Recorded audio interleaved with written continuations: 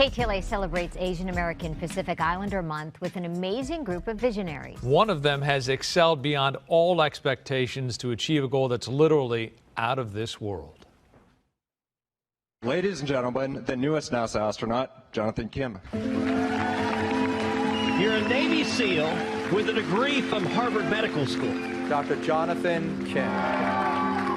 That's just ridiculous. Joining us from the U.S. Navy and a former Navy SEAL, Dr. Jonny Kim. He is a NASA astronaut and a team member for the Artemis missions to the moon. Doctor, good morning. Welcome. We've been so looking forward to speaking with you. We are so proud of you. Good morning, Frank and Jessica, and good morning, Los Angeles. Happy to be here. Great to have you. The word ridiculous is the superlative used to describe your training for SEAL Team 3 in Iraq. You're a medical doctor as well, Harvard University, all before the age of 35. What inspired you and pushed you while you were growing up, the child of immigrant parents here in Southern California? You know, I think my story is one that a lot of people can relate with.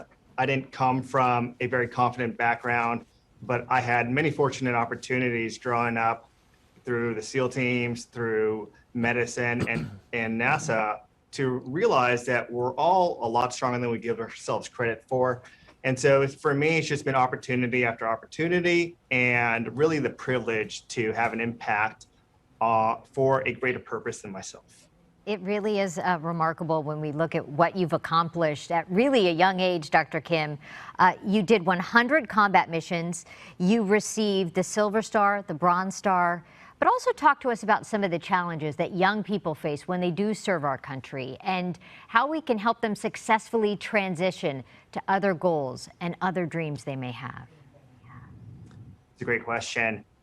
You know, I myself had some challenges transitioning from deployments and kind of getting back into the civilian world, especially when I was going to undergraduate and graduate school at an older than typical age. And I think just kind of carrying some of that baggage from the trauma and the challenges that come with a wartime environment. To answer your question, I think the best thing we can do is encourage open discussion and a culture shift, which I think I'm really proud to see among the military, is this shift towards transparent and vulnerable conversations so that we can really let the human elements, the things that make us human, come out and know that it's okay to deal with trauma. Last December, you became one of 18 astronauts assigned to sending humankind back to the moon in 2024. Tell us about your diverse team members and the major goals of the Artemis program. Yeah, I'm very fortunate and proud to be part of an organization such as NASA that values diversity and the strength behind that. What it means for me to be a part of Artemis.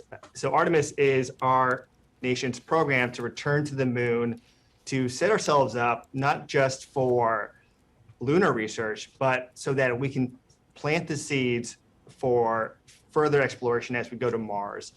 And of note, Artemis is going to see the first woman and the first person of color set boots on the lunar surface. And I'm really excited.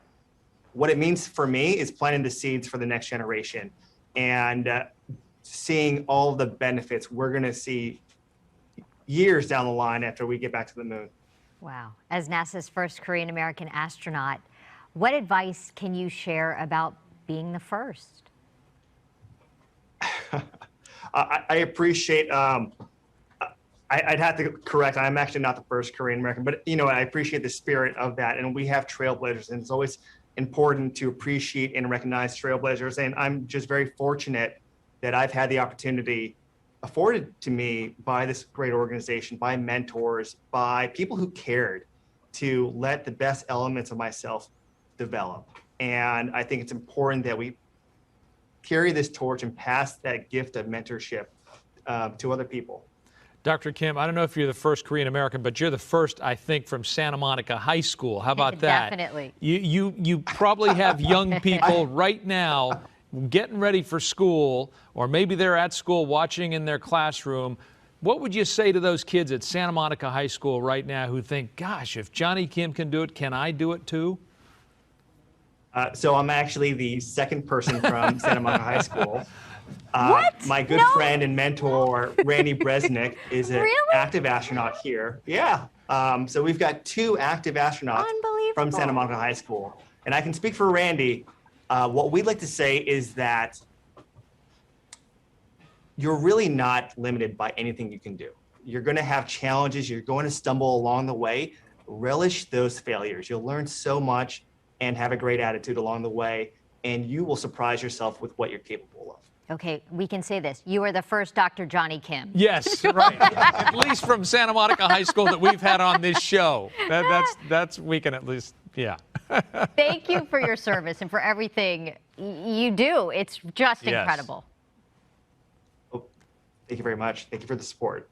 You bet. Absolutely. Once again, KTLA visionary Dr. Jonny Kim is a NASA astronaut assigned to the Artemis program. To learn about him and America's missions to the moon, go to nasa.gov/special/Artemis.